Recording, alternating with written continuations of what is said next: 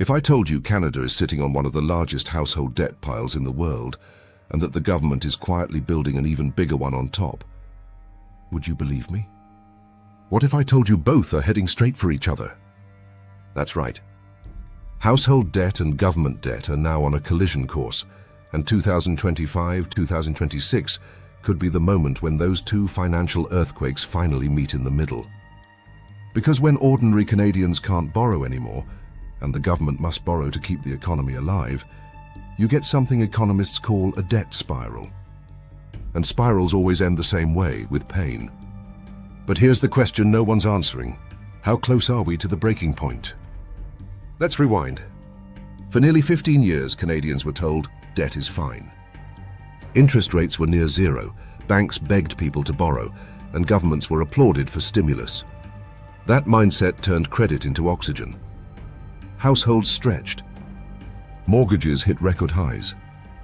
Lines of credit, auto loans, buy now pay later plans, all normalized. By 2024, Canadians owed £1.83 for every $1 of disposable income. Let that sink in. If you bring home $5,000 a month, statistically, you owe £9,150. At the same time, Ottawa's debt rocketed past $1.2 trillion, with annual interest payments now larger than federal healthcare transfers. Two parallel stories, same ending, just different scales. Then came the rate hikes. From 0.25% to over 5%. Suddenly, mortgages that cost $2,000 a month jumped to $3,000. Renewals doubled. Families panicked. But the government, it panicked too. Every 1% increase in rates adds billions in new interest on public debt. And when both households and the government tighten simultaneously, the economy gasps for air. Banks stop lending freely. Businesses delay hiring. And the same cheap credit model that built Canada's middle class starts to crumble. Here's the nightmare scenario economists whisper about. As households reduce spending to manage debt payments, government revenue collapses. Less income tax, less sales tax, less corporate tax. But Ottawa still needs to fund healthcare, defense, infrastructure, so it borrows more. That extra borrowing competes with you and me for credit. When governments flood the bond market, rates rise for everyone.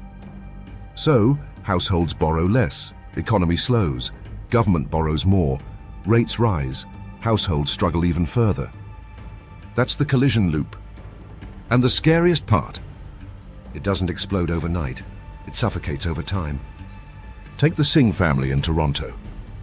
In 2020, they bought a semi-detached home for $850K with a 1.8% variable rate. By 2025, that mortgage renewal hits 5.5%. Monthly payment from $300 to $500. They cancel vacations. Cut eating out. Hold off on upgrades. That missing spending? It's a small business owner's income. Multiply that by 1 million families, and you get a consumer slowdown so strong that retail sales drop while inflation still stays sticky. Now add provincial deficits, Ontario, Quebec, Alberta, all running red. When provinces borrow to cover services, they're bidding against Ottawa and the banks. It's all the same pool of money, and that pool is drying up. So when do things break? Not when people stop borrowing, when they can't borrow.